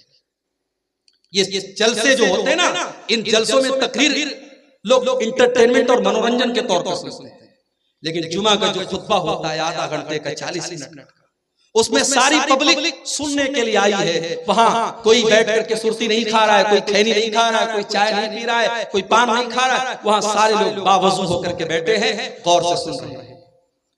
जुमा की नमाज में अगर आपने औरतों का इंतजाम रख दिया, साल में 50 जुमा का खुतबा होता है, 52 जुमा का खुतबा होता है, आपके घर की औरतें 52 तकरीर सुनेंगी, 52 तकरीर सुनेंगी। उनके दीन में इजाफा होगा, उनके इल्म में इजाफा होगा। वो औरतें अगर किसी मदरसे में पढ़ी लिखी नहीं है, आलिमा नहीं है, फाजिला नहीं है, स्कूल की पढ़ी है, कॉलेज की पढ़ी है, लेकिन सिर्फ जुमा का खुतबा अगर आप उनके लिए इंतजाम कर देंगे, तो मेरे भाइयों, कल कोई बहरूपिया इश्क और मोहब्बत के नाम पर उनको ले जाने की कोशिश करेगा। उसने 52 जुमा के खुतबे सुने होंगे, उसके पास दीन का इल्म होगा, वो मोहब्बत और प्यार के उस धोखे में नहीं आएगी। वो कह देगी नहीं, मेरा ईमान इतना सस्ता नहीं है, मेरा दीन इतना सस्ता नहीं है, तेरी मोहब्बत के झांसे में मैं नहीं आऊंगी। आज अगर हमारी कौम की बेटियां ये कदम उठा रही हैं, मुझे कहने दीजिए कहीं न कहीं उसके जिम्मेदार हम और आप हैं। हमने अपनी औरतों को दीन की तालीम नहीं दी है। तो ये बहुत बड़ी चीज है कि आप अपने घर की औरतों को दीन की तालीम दें, उनको बताएं कि दीन क्या है, उनको बताएं कि ईमान क्या है, और उसके बाद वो अपने ईमान पर डटने वाली बनेगी। हमने तारीख में सुमैया रज़ी अल्लाह अन्हा का वाक़या पढ़ा है। सुमैया कौन है? अम्मार की माँ है, यासिर की बीवी है।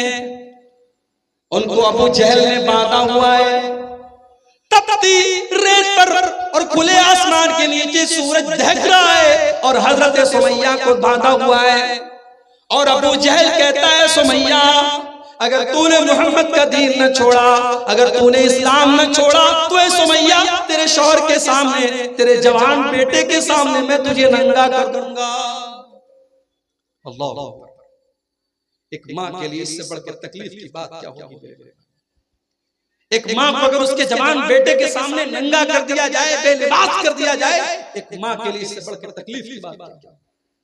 ऐ सुमैया तेरे ईमान का क्या कहना, ऐ सुमैया तेरे इस्तिकामत का क्या कहना, तूने अबू जहल की बात नहीं मानी। सुमैया को नंगा कर दिया गया, जवान बेटे के सामने उसकी माँ को नंगा कर दिया गया और बड़ी बेदर्दी से सुमैया को शहीद कर दिया अबू जहल ने। ओ मेरी प्यारी माँ बहनों, सुमैया ने जान दे दी मगर ईमान नहीं दिया, सुमैया ने जान दे दी मगर तौहीद का दामन नहीं छोड़ा। ऐसे ही लोगों के बारे में अल्लाह कह रहा है, इन्नल लज़ीना क़ालू रब्बुनल्लाहु सुम्मा इस्तक़ामू ततनज़्ज़लु अलैहिमुल मलाइका। ईमान के ऊपर जो लोग जम जाते हैं उनके पास फरिश्ते आते हैं और फरिश्ते कहते हैं हम तुम्हारी मदद करेंगे। नहनु औलियाउकुम फिल हयातिद दुनिया व फिल आखिरा। ऐ अल्लाह के बंदो घबराओ नहीं, हम दुनिया में भी तुम्हारी मदद करेंगे और आखिरत में भी हम तुम्हारी मदद करेंगे। वलकुम फीहा मा तश्तही अनफुसुकुम वलकुम फीहा मा तदउन। और जन्नत में तुमको वो सब मिलेगा जिसकी तुम तमन्ना करोगे, जिसकी तुम आरज़ू करोगे। तो कितनी चीजें हो गई? 6 चीजें हो गई। नंबर 7, सातवां ऐसा अमल कि अगर उसको हम करेंगे तो फरिश्ते उतरेंगे। बहुत ही सिंपल चीज बता रहा हूं। रमजान के अंदर एक रात है, उस रात का नाम है कद्र की रात। वो कौन सी रात है? वो रमजान के आखिरी अशरे की कोई एक रात है। उस रात में अगर आप इबादत करेंगे, फरिश्ते उस रात में उतरते हैं।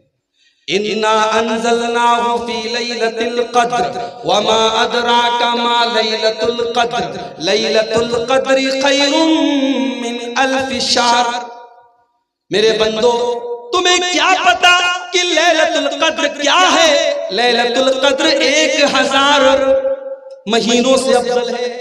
कैलकुलेटर पे कैलकुलेट कर लो, 1000 में 12 से अगर आप भाग देंगे तकरीबन 84 आता है। एक रात इबादत करेंगे आप, 84 साल की इबादत का सवाब आपको मिलेगा। एक रात की इबादत 5 घंटे की, 6 घंटे की इबादत का सवाब 84 साल के बराबर आपको मिलेगा। और अल्लाह फरमाता है तनज़्ज़लुल मलाइकतु वरूहु फीहा बिइज़्नि रब्बिहिम मिन कुल्लि अम्र। उस रात में अल्लाह के फरिश्ते उतरते हैं, उस रात में जिब्रील अमीन उतरते हैं, जिब्रील उतरते हैं और अल्लाह के फरिश्ते उतरते हैं। तो मेरे भाइयों, उस रात में हम और आप इबादत करें। रमजान का आखिरी अशरा आता था, हदीस के अल्फाज हैं, अम्मा आयशा फरमाती हैं अल्लाह के प्यारे नबी सल्लल्लाहु अलैहि वसल्लम अपने घर वालों को भी जगाते थे और खुद भी जागते थे और घर वालों को भी रात भर इबादत करवाते थे, खुद भी इबादत करते थे। तो शबे कद्र में हम और आप इबादत करेंगे तो अल्लाह के। अच्छा, शबे कद्र का नाम शबे कद्र क्यों पड़ा? कद्र का मतलब होता है कोई चीज तंग पड़ जाए, कोई चीज बहुत टाइट हो जाए, उसको अरबी में कद्र कहते हैं। उलमा ने लिखा है कि शबे कद्र का नाम शबे कद्र इसीलिए पड़ा, इतने फरिश्ते उतरते हैं कि आसमान तंग पड़ जाता है, आसमान छोटा पड़ जाता है, हर तरफ फरिश्ते ही फरिश्ते होते हैं, इसलिए उस रात का नाम लैलतुल कद्र पड़ गया। मेरे भाइयों, शबे कद्र में हम और आप इबादत करें, इंशाअल्लाह फरिश्ते उतरेंगे और फरिश्तों की दुआ हमें और आपको मिलेगी। कितनी चीजें हो गई? 7 हुई। नंबर 8, 8वां ऐसा अमल कि अगर उसको हम करेंगे तो फरिश्ते उतरेंगे और हमें दुआ देंगे। जुमा के दिन मस्जिद में पहले आना। ये भी हमारे देहात में मैं देखता हूं माहौल नहीं। 12:30 बजे जुमा का खुतबा हो रहा है।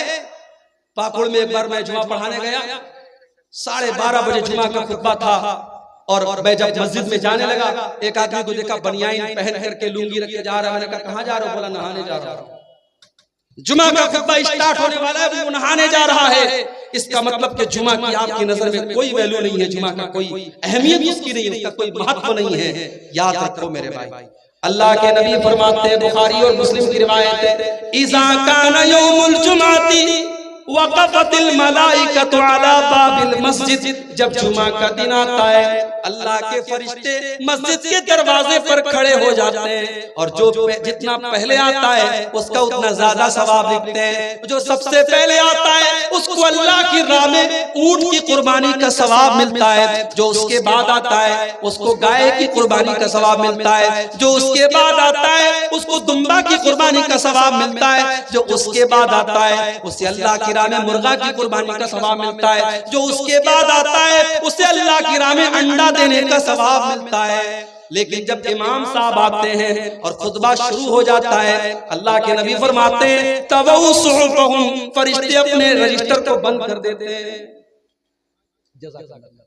फरिश्ते अपने रजिस्टर को बंद कर देते हैं, फरिश्ते अपने रजिस्टर को लपेट देते हैं। वह समय उस जिक्रा, और फरिश्ते भी जुमा का खुतबा सुनने लगते हैं। कितने बदनसीब हैं वो लोग जो इमाम का खुतबा शुरू होने के बाद मस्जिद आते हैं। अल्लाह के फरिश्ते सवाब लिखने के लिए मस्जिद के गेट पर खड़े हुए हैं, सवाब लिख रहे हैं, और हम इतने बड़े बदनसीब हैं, हमें सवाब नहीं चाहिए, हम सवाब से अपने आप को महरूम कर रहे हैं। मेरे भाइयों, कोशिश करो जुमा के दिन पहले मस्जिद में आने की, सारे काम को पहले निपटा दो। आधा घंटा पहले, 1 घंटा पहले, जितना पहले हो सके आ जाओ। जो जितना पहले आएगा उसको उतना ज्यादा सवाब मिलेगा। तो जुमा के दिन पहले आने पर भी फरिश्तों की दुआएं मिलेगी और फरिश्तों का सवाब आपको मिलेगा। अब कितनी चीज हो गई? 8 हो गई। नंबर 9, 9वीं चीज, अपने मुसलमान भाई की पीठ के पीछे उसके लिए दुआ करना। अपने मुसलमान भाई की गैर मौजूदगी में उसके लिए दुआ करना, इससे भी फरिश्ते की दुआ आपको मिलेगी। अल्लाह के प्यारे नबी सल्लल्लाहु अलैहि वसल्लम फरमाते हैं, मा मिन अब्दिन मुस्लिमिन यदउ लि अखीहि बिज़हरिल गैब, जब भी बंदा अपने मुसलमान भाई के पीठ के पीछे उसके लिए दुआ करता है, जब अपने मुसलमान भाई की पीठ के पीछे दुआ करता है, उसके बगल में एक फरिश्ते को अल्लाह ताला मुकर्रर कर देता है, और ये जो भी दुआ करता है फरिश्ता कहता है आमीन। मिसाल के तौर पर आपने अपने भाई के हक में दुआ की, आय अल्लाह तू मेरे भाई को सेहत दे दे, फरिश्ता कहता है आमीन व लका बिमिस्ल, और फरिश्ता कहता है तेरी भी सेहत अल्लाह अच्छी कर दे। आप दुआ करते, आय अल्लाह मेरे भाई के कारोबार में बरकत दे दे, फरिश्ता कहता है आमीन अल्लाह तेरे कारोबार में भी बरकत दे दे। मेरे प्यारे साथियों, जिस दुआ पर फरिश्ता आमीन कह दे और फरिश्ता भी उस दुआ में शामिल हो जाए, सोचो उस दुआ की अहमियत कितनी ज्यादा है। अपने मुसलमान भाई की पीठ के पीछे उसके लिए दुआ किया करो, सामने से नहीं।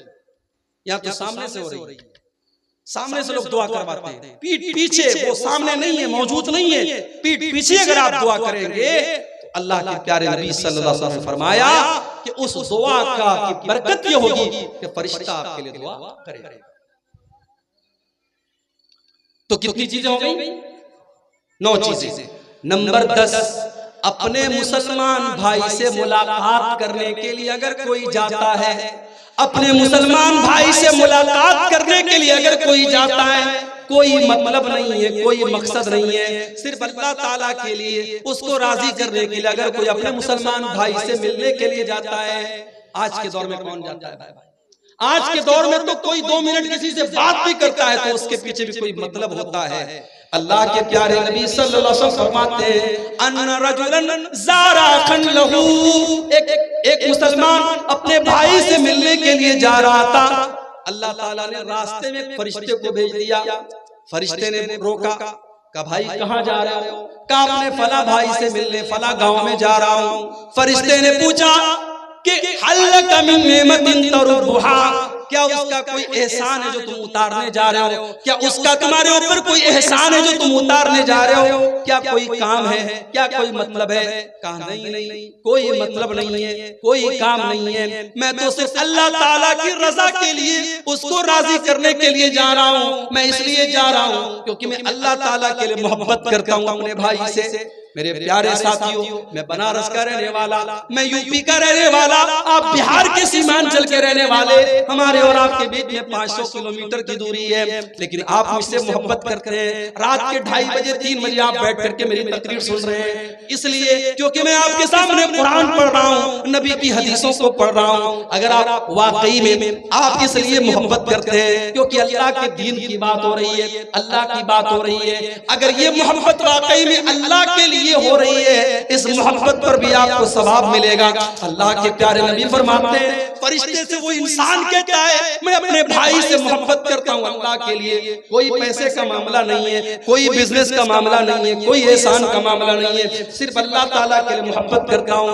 फरिश्ता कहता है, ऐ मुसलमान, मैं अल्लाह ताला की तरफ से फरिश्ता हूँ और मैं तुझको ये बताने आया हूँ कि जब तू अल्लाह ताला के उससे मोहब्बत कर रहा है तो अल्लाह ताला भी तुझसे मोहब्बत करता है। अल्लाह भी तुझसे मोहब्बत करता है। जब आप किसी से अल्लाह के लिए मोहब्बत करेंगे, अल्लाह भी आपसे सच्ची मोहब्बत करेगा, और जिससे अल्लाह सच्ची मोहब्बत करेगा उसकी खुशनसीबी का क्या कहना, उसकी खुशकिस्मती का क्या कहना। तो मेरे भाइयों, ये 10वीं चीज अगर इस पर हम अमल करेंगे, इंशाअल्लाह अल्लाह के फरिश्ते उतरेंगे और हमारे लिए जो है वो हमें खुशखबरी सुनाएंगे और हमारी अल्लाह ताला के हमारी बख्शिश की दुआ करेंगे। और आगे बढ़िए, एक और काम है जो काम आज के जलसे में आपने बहुत किया है, अल्लाह की राह में खर्च करना। अल्लाह की राह में खर्च करना ये भी बहुत बड़ा काम है, और अल्लाह की राह में खर्च करने वाले के लिए भी फरिश्ते दुआ करते हैं। अल्लाह के प्यारे नबी सल्लल्लाहु अलैहि वसल्लम फरमाते हैं कि जब बंदा सुबह करता है तो 2 फरिश्ते दुआ करते हैं। एक फरिश्ता कहता है, अल्लाहुम्मा आति मुनफिकन खलफा, ऐ अल्लाह जो तेरी राह में खर्च करता है, जो तेरी राह में दान देता है, जो तेरी राह में चंदा देता है, जो तेरी राह में मदद करता है, ऐ अल्लाह तू उसके माल में बरकत अता फरमा, तू उसको और माल अता फरमा। और दूसरा फरिश्ता कहता है, अल्लाहुम्मा आति मुमसिकन तलफा, ऐ अल्लाह जो तेरी राह में नहीं देता है, ऐ अल्लाह तू उसके माल को बर्बाद कर दे, ऐ अल्लाह उसके माल में तू बरकत मत दे।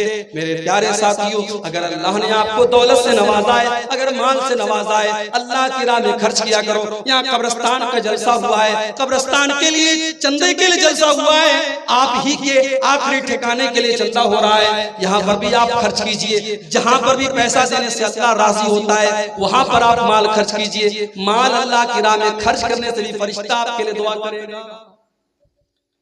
एक और काम है,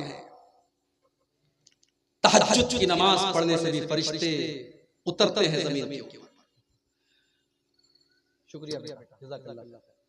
तहज्जुद की नमाज पढ़ने वाले के लिए फरिश्ते उतरा करते हैं। अल्लाह के प्यारे नबी फरमाते हैं, रात के आखिरी हिस्से में नमाज पढ़ा करो, जब सारी दुनिया बिस्तर पे सो रही है, रात का आखिरी टाइम है, फजर की नमाज का 1 घंटा बाकी है, रात का आखिरी पहर है, वो बड़ा कबूलियत का टाइम है, वो बड़ा ही बरकत वाला टाइम है। अल्लाह के प्यारे नबी फरमाते हैं, फइन्ना आखिरल लैल मशहूदा, वो टाइम ऐसा है कि फरिश्ते उतरते हैं, वो टाइम ऐसा है फरिश्ते उतर करके तुमको दुआएं देते हैं। उस वक्त उठ करके तुम तहज्जुद की नमाज पढ़ा। तहज्जुद कौन पढ़ता है? यहाँ तो 5 टाइम की नमाज के लाले पड़े हैं। क्रिकेट मैच चल रहा है, नौजवान उसी में पड़ा हुआ है, नौजवान क्रिकेट मैच में लगा है, नमाज पर नमाजें निकल रही हैं और ये बेचारा बैठ करके मैच देख रहा है।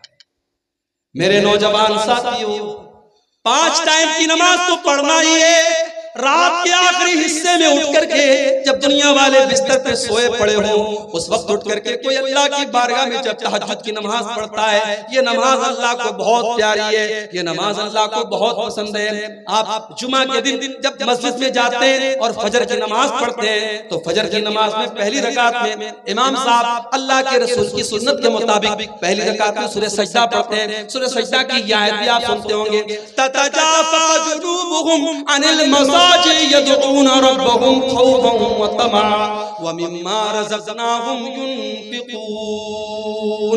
अल्लाह के वो बंदे जब रात में लोग अपने बिस्तरों पर सोए रहते हैं, वो बिस्तरों से अलग खड़े होकर के अल्लाह की बारगाह में सजदा करते रहते हैं, अल्लाह से दुआएं करते रहते हैं, अल्लाह से मांगते रहते हैं। अल्लाह फरमाता है फला तालमु नफ्सुम मा उख्फिया लहुम मिन कुर्रति आयुन जज़ाअन बिमा कानू यामलून। मेरे वो तहज्जुद पढ़ने वाले, मेरे वो क़ियामुल लैल करने वाले बंदे जो दुनिया से छुप करके मेरी इबादत कर रहे हैं, मैंने जन्नत में उनके लिए क्या क्या छुपा के रखा है किसी को नहीं पता। जन्नत कैसी है कोई नहीं जानता। अल्लाह ने अपने तहज्जुद पढ़ने वाले बंदों के लिए जन्नत में बहुत सारी नेमतों को छुपा करके रखा है। मेरे प्यारे साथियों, तहज्जुद पढ़ा करो। अल्लाह के प्यारे नबी फरमाते हैं तहज्जुद के टाइम में फरिश्ते उतरते हैं। और आगे बढ़िए, एक और काम करने से भी फरिश्ते उतरते हैं, तौबा करना, अल्लाह ताला से माफी मांगना, अल्लाह ताला से अपने गुनाहों पर रोना, तौबा करना। बड़ा मशहूर वाक़या है, बनी इस्राइल में एक आदमी था जो 99 लोगों का कातिल था। उसके दिल में तौबा का ख्याल आया। वो अपने दौर के एक बहुत बड़े नेक आदमी के पास गया, एक बहुत बड़े राहिब के पास गया जो बहुत नेक था, बहुत इबादत गुजार था, मगर आलिम नहीं था। आलिम नहीं था, आबिद था, आलिम नहीं था। वो 99 लोगों का कातिल उसके पास गया और कहा कि भाई मैंने 99 लोगों का मर्डर किया है, मैं तौबा करना चाहता हूँ, मैं अल्लाह से माफी मांगना चाहता हूँ, हल्ली मिन तौबा, क्या मैं तौबा कर सकता हूँ? उसने कहा नहीं, इतने बड़े जालिम 99 लोगों का खून तुमने बहाया, नहीं, तुम्हारी तौबा कबूल नहीं हो सकती। ये फतवा सही था कि गलत था? बोलो भाई, गलत छीलो कि सही छीलो? गलत छीलो। इसलिए क्योंकि वो आलिम नहीं था, फतवा दे रहा था लेकिन आलिम नहीं था। आज भी बड़े बड़े मुफ्ती आपको इंटरनेट पर मिल जाएंगे। Ask me brother, ask me brother, पूछो मुझसे, अबे तेरे पास है क्या कि तुझसे पूछे? पैंट कोट पहन लिया, स्टेज पर आ गए, टोपी लगा ली तो तुम मुफ्ती बन गए? मुफ्ती एक बड़ी जिम्मेदारी का काम है मेरे भाई। बड़े बड़े उलमा हमारे झारखंड के बहुत बड़े आलिम थे, अल्लाह गरीब के रहमत करे, अल्लाह मग़फ़िरत करे, इंतकाल हो गया। अल्लामा अब्दुल अजीज हक़ानी रहमतुल्लाह अलैह बहुत बड़े आलिम मुफ्ती थे। वो वाकई में मुफ्ती थे, पूरी जिंदगी उन्होंने पढ़ने पढ़ाने में गुजारी। या तो 4 किताबें आदमी पढ़ता है और माइक हाथ में ले लेता है और कहता है पूछो भाई मैं जवाब दूंगा। मुफ्ती बनना बच्चों का खेल नहीं है मेरे भाई, फतवा देना बच्चों का खेल नहीं है। इसलिए मैं कहता हूँ आलिम का काम जाहिल को मत दो मेरे भाई, जो काम आलिम का है वो आलिम से करो। उस 99 लोगों के कातिल ने गलत आदमी से फतवा पूछा। वो आलिम नहीं था, राहिब था, बहुत बड़ा इबादत गुजार था, मगर आलिम नहीं था। कहा तेरी तौबा नहीं कबूल होगी। उसने कहा जब मेरी तौबा कबूल नहीं होगी तो चलो 99 लोगों का कत्ल किया, एक और कत्ल कर देता हूं। उसने सेंचुरी पूरी कर दी, 100 लोगों को कत्ल कर दिया, उसको भी मार डाला। फिर उसका दिमाग खराब हो गया, उसको भी मार डाला। फिर कुछ दिनों के बाद फिर उसके दिल नरम पड़ गया। देखो 100 लोगों के कातिल के दिल में भी तौबा का ख्याल आ रहा है। इसलिए हमारा कोई भाई अगर गलत काम कर रहा है तो ये ना सोचे कि मैं तौबा करूंगा तो मेरी तौबा कबूल होगी कि नहीं, मैं तो सुधर नहीं सकता। अरे अल्लाह से सच्ची तौबा करो। जितना भी बड़ा गुनहगार है, जितना भी बड़ा शराबी है, बदकार है, अल्लाह से सच्ची तौबा करो, अल्लाह माफ कर देगा। 100 लोगों का कत्ल करने के बाद उस डाकू के दिल में तौबा का ख्याल आया। उसने फिर पता किया कि सबसे बड़ा आलिम कौन है। उस दौर के सबसे बड़े आलिम के पास गया, उससे जाकर के कहा कत्ल नफ्सिन, मैंने 100 लोगों का कत्ल किया है, मैं 100 लोगों का कातिल हूं, मैं तौबा करना चाहता हूं। फहल्ली मिन तौबा, क्या मेरी तौबा कबूल होगी? अब आलिम था, आलिम सही फतवा दे रहा है। उसने कहा मैं यहूलु बैनका व बैन रब्बिका, अगर तू तौबा करना चाहता है, अगर तू अल्लाह से माफी मांगना चाहता है, तो कौन है जो तेरे बीच में और अल्लाह के बीच में रुकावट बन सकता है? तू बेशक तौबा कर ले, अल्लाह तेरी तौबा को जरूर कबूल करेगा। उसने कहा तुम तौबा करो, तुम्हारी तौबा कबूल हो जाएगी। उसने कहा मुझे तौबा करने के लिए क्या करना पड़ेगा? कहा ये गांव छोड़ना पड़ेगा, ये बस्ती छोड़नी पड़ेगी, ये बुरे लोगों की बस्ती है, ये चोरों की बस्ती है, ये डाकुओं की बस्ती है। पता ये चला जहां बुराई बहुत ज्यादा होने लगती है, वहां पे इंसान का तौबा करना भी खतरे से खाली नहीं है।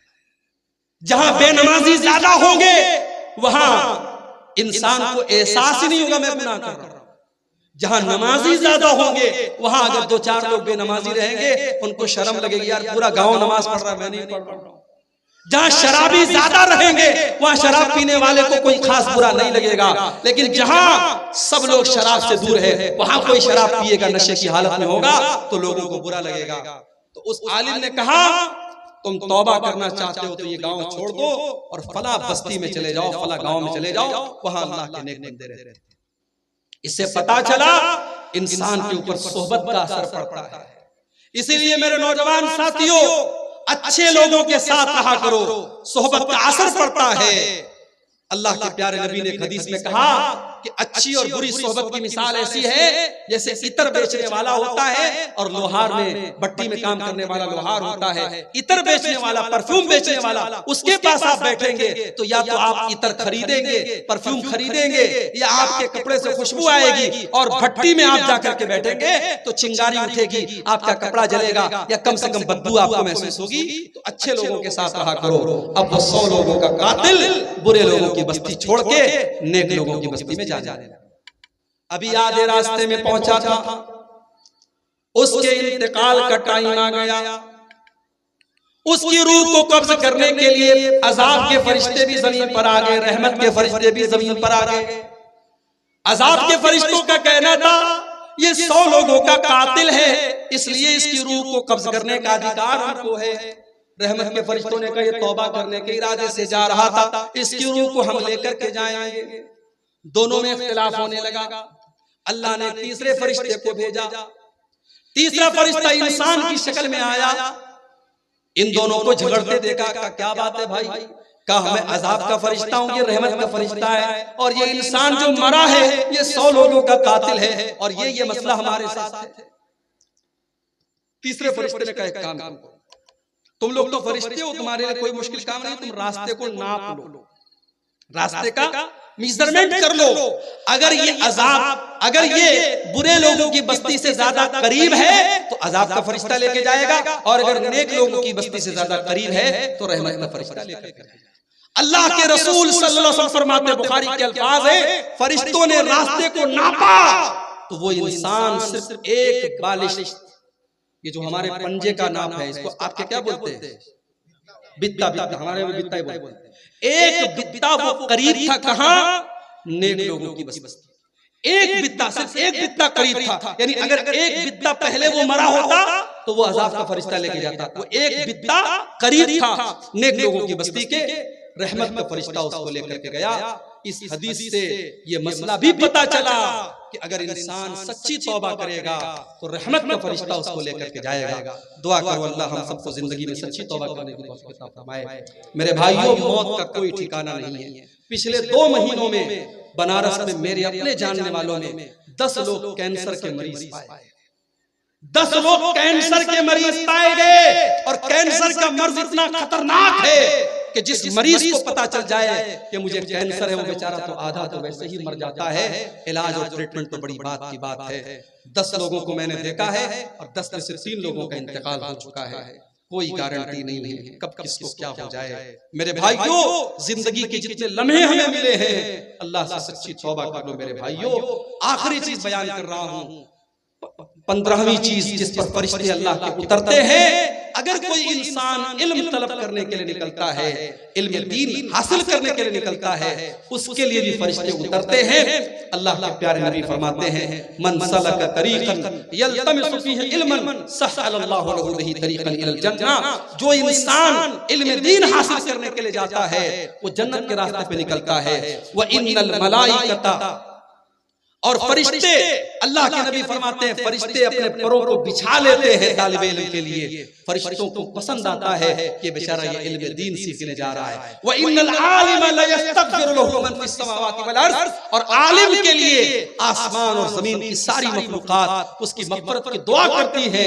यहाँ तक कि पानी के अंदर जो मछलियां होती हैं वो भी आलिम के लिए दुआ करती है, अल्लाह ये तेरे दीन का आलिम है, ये कुरान और सुन्नत का जानकार है, अल्लाह इसको माफ कर दे। मछलियां भी उसके लिए दुआ करती हैं। और उलमा नबियों के वारिस हैं। नबी अपने बाद माल छोड़ के नहीं जाते, पैसा छोड़ के नहीं जाते। नबियों की वरासत इल्म होती है और ये इल्म की वरासत उलमा को मिली है। इसलिए मेरे भाई उलमा की कद्र करो, तलबा की कद्र करो, और जो सही मानों में आलिम है फरिश्ते उससे खुश होते हैं और फरिश्ते उसको दुआ देते हैं। ये चंद चीजें मैंने आपके सामने बयान की। ये कोई भाई का सवाल आया है कि आपने तकरीर के दौरान कहा कि पाक होकर सोना चाहिए, तो क्या पाक से मुराद वजू करना है? वजू को हर पाक होना कहते हैं, इसलिए बरेलवी लोग कहते हैं कि वजू करके कुरान को छूना चाहिए। तो कुरान को चूमना कैसा है दलील के साथ? जो समाज में चला, अगर वो गलत है और आप इसको गलत नहीं कहेंगे तो ये समाज वही करेगा। अच्छा, तो पहला ये सवाल है कि जो हदीस में आया है कि पाक होकर के सोना है, तो क्या उससे मुराद वजू करके सोना है? बिल्कुल उससे मुराद वजू करके सोना। और ये तो अल्लाह के रसूल की सुन्नत भी थी। यहां तक कि अगर इंसान जनाबत की हालत में, मान लो इंसान ने बीवी से मुलाकात की और रात में वो गुस्ल नहीं कर रहा है, जरूरी नहीं रात में गुस्ल करे, कर ले तो अच्छी बात है। फजर के पहले पहले गुस्ल करना जरूरी है, रात ही में करना जरूरी नहीं। तो अगर इंसान जनाबत की हालत में है तब भी अल्लाह के रसूल की सुन्नत है कि वो वजू करके सोए। हालांकि उस वजू का कोई मतलब नहीं है, उस वजू के जरिए आदमी नमाज नहीं पढ़ सकता, मगर वजू करके सोए। तो यहाँ पाक से मुराद वजू करके ही सोना है। कोशिश यही की जाए कि आदमी वजू करके सोए। अच्छा, कुरान को छूने के लिए वजू होना जरूरी है या नहीं, इस मसले में उलमा का इख्तिलाफ है। उलमा का एक ग्रुप कहता है कि कुरान छूने के लिए बावजू होना जरूरी है, और उलमा का दूसरा ग्रुप कहता है बावजू होना जरूरी नहीं, पाक होना जरूरी है। पाक का मतलब इंसान नापाक ना हो, गुस्ल उसके ऊपर वाजिब ना हो। अगर वजू नहीं है तब भी छू सकता है। अब दोनों में मजबूत बात किसकी है? तो मजबूत बात उसी की है जो ये कहते हैं कि बावजू होना जरूरी नहीं। अफजल तो है अगर आप वजू करके कुरान को छूए, बेस्ट है, बेहतर है। लेकिन अगर वजू नहीं है तब भी आप कुरान को छू सकते हैं। हाँ, अगर जनाबत की हालत में है तो नहीं छूना चाहिए। यानी अगर आपके ऊपर गुस्ल वाजिब है तब नहीं छूएंगे जब तक कि आप पाक न हो जाए। और औरत अगर हैज की हालत में है तो वो भी डायरेक्ट हाथ नहीं लगाएगा, वो दस्ताने से या दुपट्टे वगैरह से छुएगी, डायरेक्ट नहीं छुएगी। कुरान को चूमने की जहां तक बात है, मेरे इल्म में कोई ऐसी खास दलील मौजूद नहीं कि कुरान को चूमा जाए, लेकिन बहरहाल एक एहतराम के तौर पे अगर कुरान को चूमा जाता है तो चूमा जा सकता है, उसमें कोई हर्ज की बात नहीं। कुरान बहरहाल अल्लाह ताला का कलाम है और एक काबिल एहतराम चीज है। तो जैसे सहाबे किराम अल्लाह के नबी का हाथ वगैरह चूमते थे, चूंकि अल्लाह के नबी का एहतराम करते थे, तो कुरान को बतौर एहतराम हम चूम सकते हैं। लेकिन इसको कोई यानी बिल्कुल जरूरी समझना ये मुनासिब नहीं है। हाँ, एक सवाल की तरफ से है। जी, कब्रिस्तान हम लोग बना लिए जी 2 साल पहले। इससे पहले किसी को अपने दरवाजे पे किसी को कहीं दिया हुआ है, अगर इसको मुंतकिल करना चाहे तो कर सकते हैं। बिल्कुल किया जा सकता है। बहुत सारे वाकयात सीरत में मिलते हैं कि कब्र के अंदर किसी को दफन किया गया तो उस कब्र को दूसरी जगह मुंतकिल किया गया। उसकी सूरत यही है कि अब मान लीजिए कि जहाँ पे कब्र है वहाँ पे खुदाई करके उस कब्र के जो भी बाकियात हैं, जो भी हड्डियां वगैरह हैं, उनको पूरे एहतराम के साथ किसी कपड़े वगैरह में रख करके, अगर पॉसिबल हो तो कफन का कपड़ा ले लीजिए और उसी कफन के कपड़े में रख करके उसको एहतराम के साथ दूसरी जगह जहाँ कब्रिस्तान है वहाँ पे दफन कर दीजिए। बस यही सूरत है, उसमें और कुछ नहीं करना। ठीक है, एक बिल्कुल आसान है। लेकिन जो जगह कब्रिस्तान के नाम पर वक्फ हो वहां ऐसा नहीं कर सकते। अब जैसे किसी ने अपने मकान में किसी को दफन कर दिया, अब वहां पे बंटवारा हुआ, अब वो जगह किसी एक भाई के हिस्से में आई, उसको तकलीफ हो रही है, कब्र के ऊपर वो मकान बना नहीं सकता, मुनासिब भी नहीं है, तो वहां वो ट्रांसफर कर सकता है। लेकिन अगर किसी खानदान वाले ने अपनी एक पर्सनल कब्रिस्तान बना ली कि हमारे यहाँ जो भी मरेगा यही दफन होगा, अब वो जगह कब्रिस्तान हो गई, अब उसको नहीं इंसान मुंतकिल करेगा। ठीक है, शुक्रिया। हमारे बिहार में 1 या 2 महीने की तनख्वाह रोक लिया जाता है, ये कहाँ तक सही है? कोई दुखी मौलवी है बेचारा, नहीं रोकना चाहिए भाई, हैं? बहुत दुख है। तनख्वाह रोकना ये जाहिर है जुल्म है। अल्लाह के रसूल की हदीस है, आतुल अजीर अजरहु क़ब्ल अन यजिद फ़अरक़हु, मजदूर की मजदूरी पसीना सूखने के पहले दे दो। तो भाई 1 महीने में तो पसीना सूख ही जाता है, उसने 1 महीना पढ़ा लिया है, काम कर लिया है, उसकी तनख्वाह दे देनी चाहिए। हाँ, कभी कोई मजबूरी आ गई और बजट नहीं है, बहुत दिक्कत है, अलग बात है। कहीं कहीं पैसा होता है और लोग नहीं देते, वो बिल्कुल गलत है, जुल्म है, ऐसा नहीं करना चाहिए। और क्या सवाल है? हमारे यहाँ ईद की नमाज मस्जिद में होती है और एक औरत खुतबा और नमाज पढ़ाती है, कहाँ तक सही? एकदम गलत। बिल्कुल गलत। कोई दलील नहीं मिलती कि औरत ईद की नमाज पढ़े या औरतों की जमात अलग अलग। अल्लाह के रसूल के दौर में, सहाबा के दौर में औरतों की जो जमात होती थी उसको अल्लाह के रसूल सल्लल्लाहु अलैहि वसल्लम ही पढ़ाते थे। और आज के दौर में लाउड स्पीकर का इंतजाम है, माइक का इंतजाम है, कोई मसला नहीं है। आप ये मैं कई जगहों पर मैंने देखा कि औरतों की जमात अलग हो रही है, औरत पढ़ा रही है, ये बिल्कुल मुनासिब नहीं है। इस पर आप रुकावट डालिए, ये बिल्कुल सही नहीं है। इस पर कोई भी आलिम से आप फतवा ले ले, बड़े इदारे से फतवा ले ले, आपको फतवा मिल जाएगा। क्या हमारे सहाबे किराम बरकत की दुआ करते थे? बिल्कुल बरकत की दुआ करते थे। और हजरत अनस रज़ियल्लाहु ताला अन्हु जब पैदा हुए तो उनके हजरत अनस को उनकी माँ अल्लाह के रसूल के पास लेके आई, तो अल्लाह के रसूल ने दुआ की थी कि ऐ अल्लाह इनके माल में और इनकी औलाद में बरकत दे। तो हजरत अनस के माल में और उनकी उम्र में और उनकी औलाद में बड़ी बरकत दी थी अल्लाह। तो बरकत की दुआ बहरहाल सहाबे किराम करते थे, उसमें कोई हर्ज की बात नहीं है। किसी गांव में जुमा के दिन 2 अजान होती है, क्या यह सही है? इस मसले में भी उलमा का इख्तिलाफ है, लेकिन दलील के एतबार से ज्यादा सही बात यही है कि एक अजान दी जाए। हजरत अबू बकर सिद्दीक के दौर में, अल्लाह के प्यारे नबी के दौर में, हजरत उमर फारूक के दौर में एक ही अजान होती थी। हजरत उस्मान गनी के दौर में जब मदीने की आबादी बढ़ गई तो 2 अजान होती थी। एक अजान मार्केट में होती थी, एक ऊंचे से मकाम पे, जिसका नाम हदीसों में ज़ौरा आया है। आज के दौर में कोई जरूरत भी नहीं है, लाउड स्पीकर का इंतजाम है। एक ही अजान होनी चाहिए जो नबी के दौर में होती थी, वही ज्यादा सही है। कब्रिस्तान या मस्जिद या जलसे में किसी काफिर से चंदा लेना कैसा है? लिया जा सकता है, मगर अगर कोई गैर मुस्लिम ऐसा है जिसके बारे में आपको ये मालूम है कि उसकी सारी कमाई हराम की है, अगर मिक्स है तब तो लिया जा सकता है। अगर सारी कमाई हराम की है, किसी नाजायज चीज का कारोबार कर रहा है, उसका